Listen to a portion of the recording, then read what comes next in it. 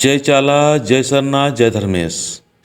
फिर से ग्राम नगड़ा धुरिया टोली कैरो लोहरदगा में आदिवासी सत प्राकृति सरना धर्म प्रार्थना सभा का आयोजन और सुंदर आयोजन किया जा रहा है।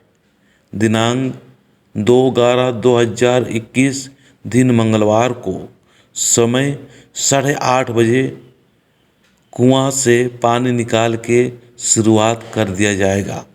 इसीलिए आप ज़रूर समय से पहुंचने का कोशिश करना, ताकि सभी जो भजन मंडली है सभी गांव के लोगों को समय के अनुसार दिया जा सकता है।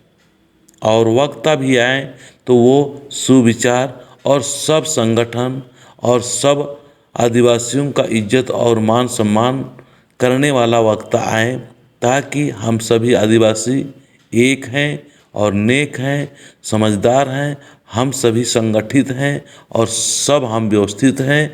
आपसी लड़ाई झगड़ा छोड़ के हम सत्य की राह पर, प्राकृतिक की राह पर, सरना की राह पर और हमारे पूर्वजों के बताए हुए आसान और सहज राह पर चलने के लिए जो संदेश है, वो संदेश को हम लोग आगे बढ़ाएंगे।